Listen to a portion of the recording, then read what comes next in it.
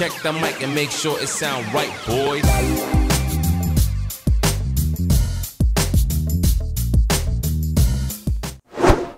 Hi, hello, this is Charlie Jose and you're watching another episode of Upstream Charlie.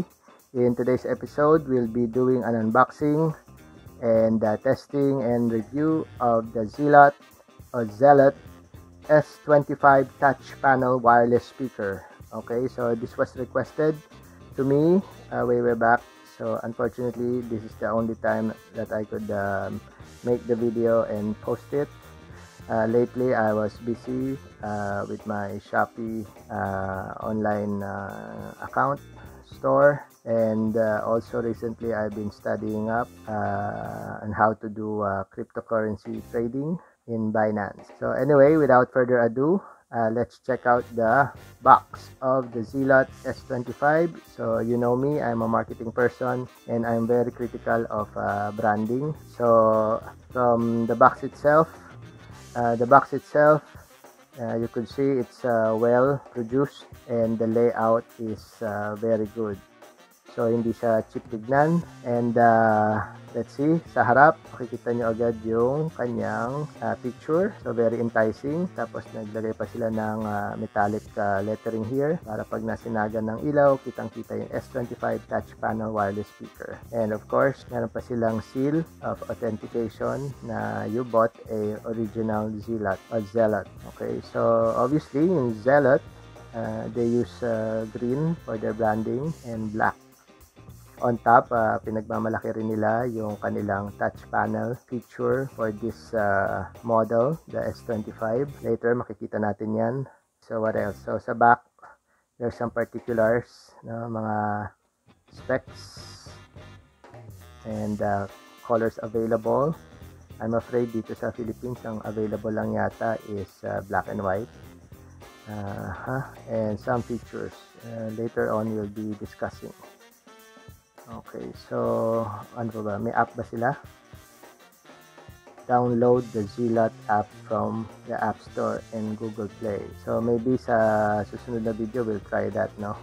Right now we'll just do some unboxing. So here we go. Let's unbox this thing. Okay, dun pa lang meron another picture, no? Very good. Sasabi kong maganda ang ano nila. Oh, by the way, matte coated yun, no, finishing nila. Okay, nakabalot siya sa madulas na plastic. Tabi natin muna to dyan. Tapos sa loob, ano to? Parang strap. Libre. Anyway, lagay natin to dyan. Of course, ang mandatory na user manual in English and also in other languages. Okay, so that's that. And sa gilid, meron siyang box. Wala na makikita sa loob.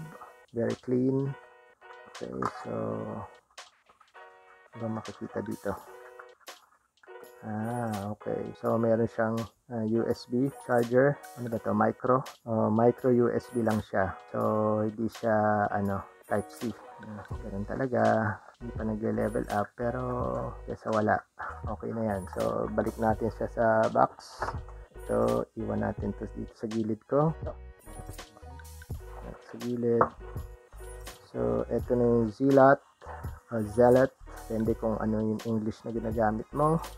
Pinoy ka, Zealot. Pag British or American, it's good to be Zealot. Ayan. So, kitang-kita ang kita. So, let's check out the external ano niya, no? So, first impression. Yung pala sa box, ano na, no? Okay na.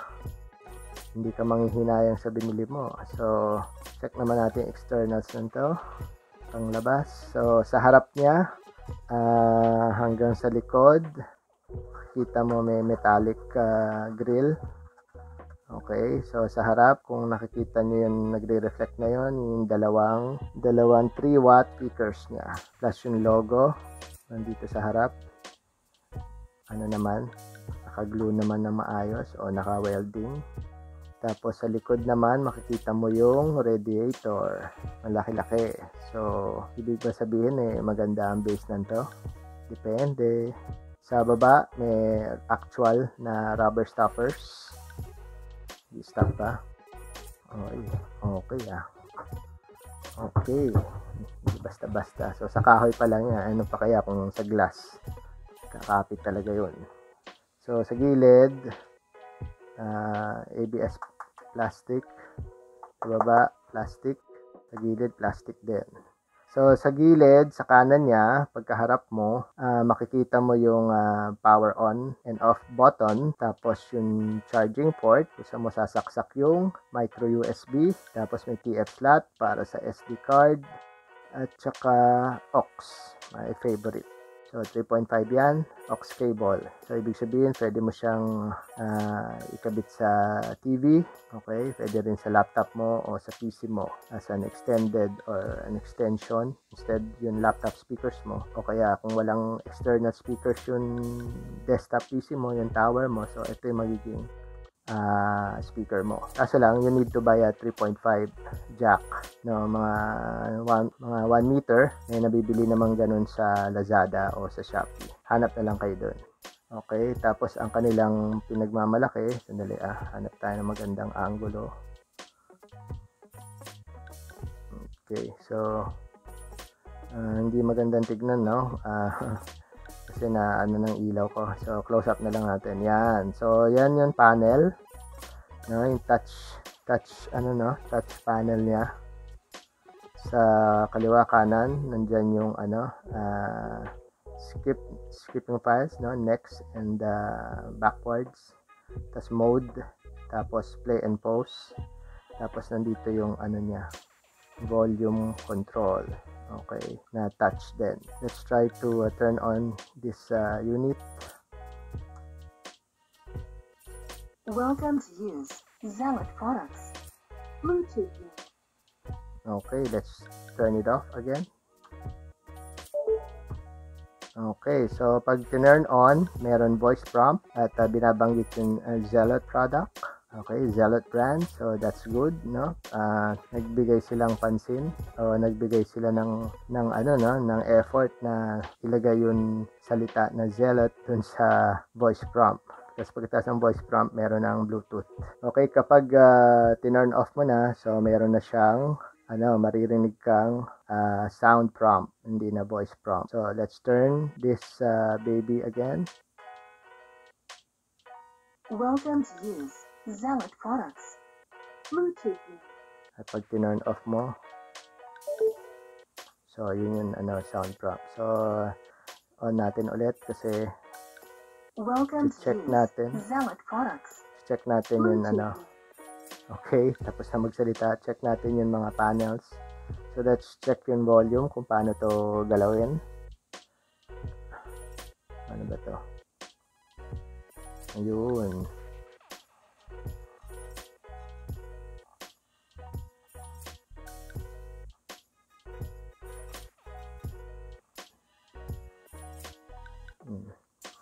Medyo kailangan ng konting learning curve kasi hindi basta-basta sumusunod.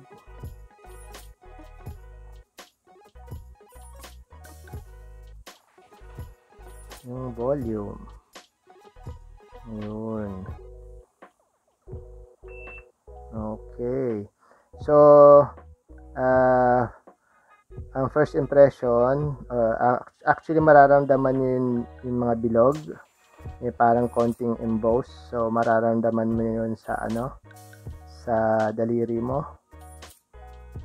No? Para ka nagmadyong, nagsasalat ka. Ayun. So, lagyan natin muna sa 75% or something. So, ito naman, ayan. So, asul, yung mga ibang touch controls, touch command. So, dito, sa mode, pwede kang kada pindot mo,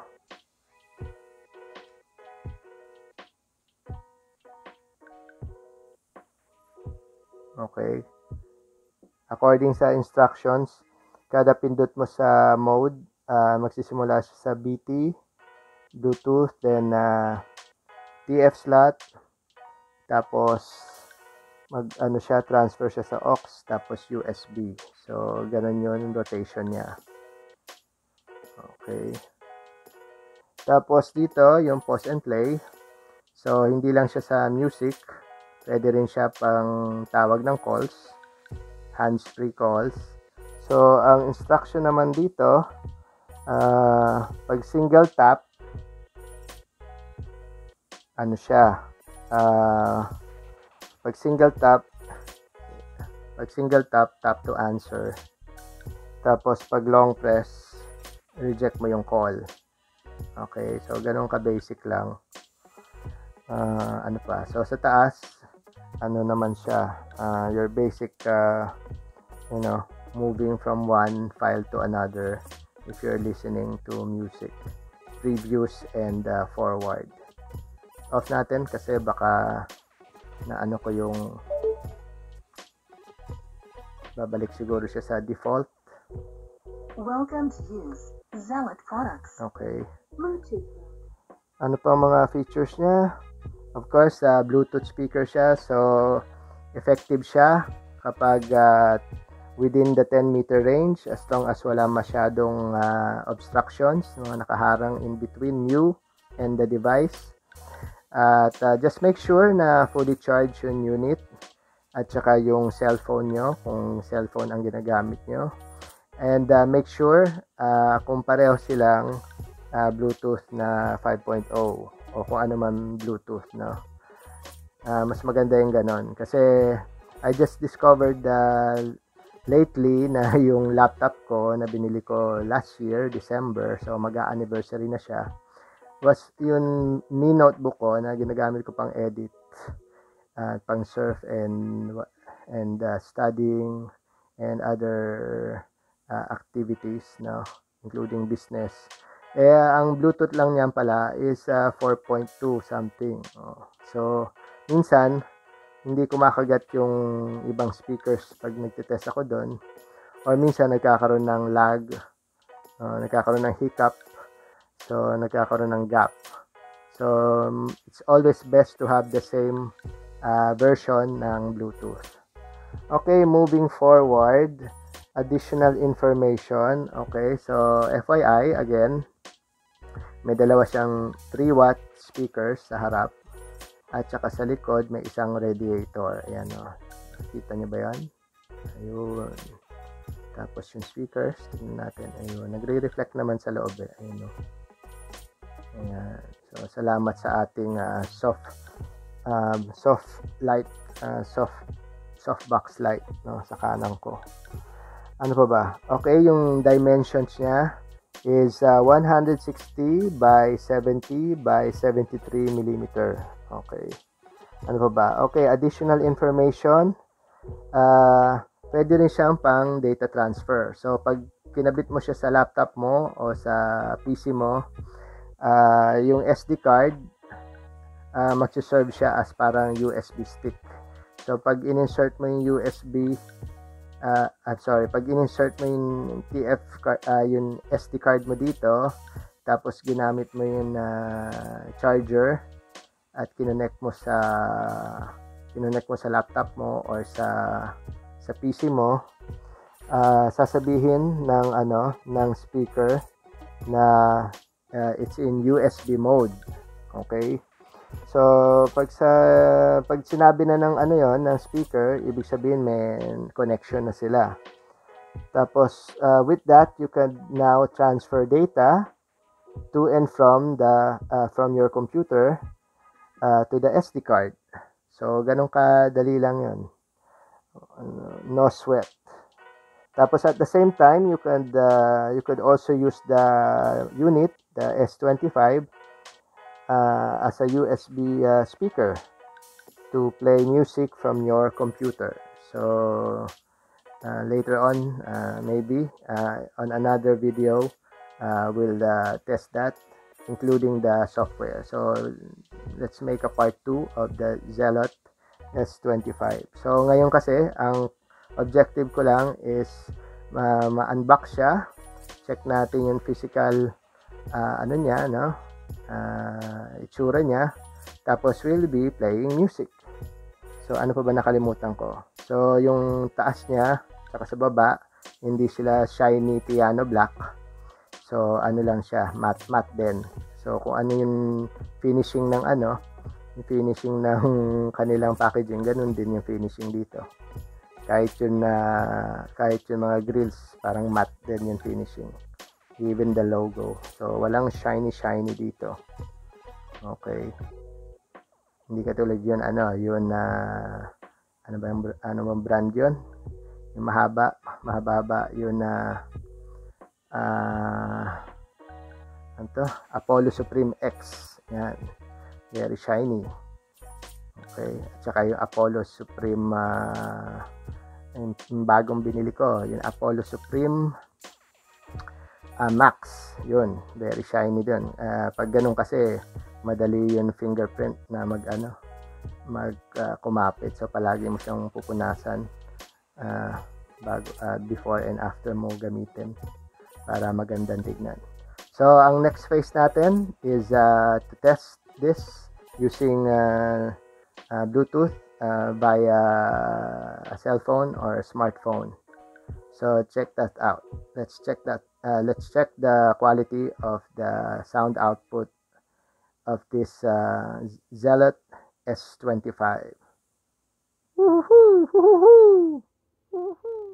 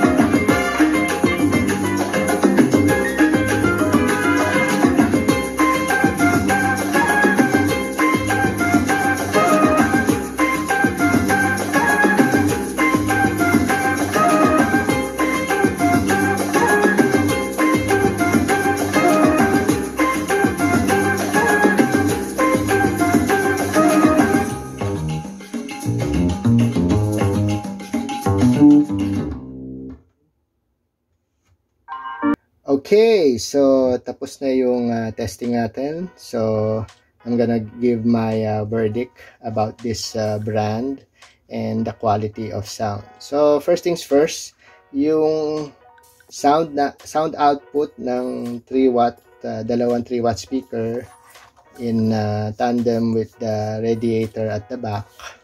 So maganda naman yung yung output. Wala akong masasabi. It's between 4 and 5 stars para sa akin. Kasi meron siyang intended na purpose. So sa liit na to, usually you just put it on a desk, no? And ang nakikita ko at ang analysis ko hindi naman talaga siya pang yung kaboom kaboom kaboom. So yung mga easy listening lang, bagay na bagay ito sa loob ng kwarto. Hindi ka mag rock and roll masyado, hindi ka mag super duper deep bass, yung tipong magpapatugtog ka ng reggae, ng romantic music, ng classical music. Basta hindi yung mga heavy bass na but you could still play those stuff, but don't expect na meron siyang super duper heavy bass. I think it's not designed for that. Okay, so ang pinagandahan ng yan, effective naman yung yung touch panel niya, tapos may konting kabigatan, so ibig sabihin na yung baterya niya may kalakihan din. So usually matagal-tagal yung yung playtime niya. So what else? So yung price niya, it ranges from I think it's just mga nasa 600 yata or nasa 1-2. I think nasa in between that. I'll just post it here kung ano yung price niya. I forgot na check. Post ko yun yung screenshot ng Lazada para to verify yung price niya. So check nyo na lang. I'll post it now. Okay, so yun. So overall, okay naman yung sound niya. Tapos matibay naman. Of course, hindi natin babalibagin to, pero quality elegant siyang tignan. May originality. And sulit yung presyo niya. So hindi kayo manghihinayang kapag binili nyo to at sinama nyo sa shopping list nyo this upcoming Christmas. Maybe some of you hindi nyo pa natatanggap yung 13-month pay nyo, so may panahon pa kayo para gumawa ng inyong Christmas gift wish list para sa sarili nyo, maliban sa panibago sigurong cellphone, tapos may panibago kang Bluetooth, tapos pili ka pa ng headphones, cool, o kaya yung mga in-ear mga earbuds, katulad ng yung last kong ni-review na si si Halo, di ba? So si Halo GT6 at saka yung W1. Okay, yung nauna yung black and white. So yung black napunta na sa misis ko, na arbor na, tapos yung puti sa akin. Tapos yung nauna naming nabili na F9 na tagti 300 something. So binigay ko na lang yun sa anak ko. So lahat na kami may earbuds. Okay. So yun. Wala na ako masyadong kukwento. Don't forget to like and subscribe. Nakaabot ka na sa verdict. And see you again next week for another new video coming from Upstream Charlie. Okay, so bye-bye and see you again next time. Adios. Arrivederci. Mwah.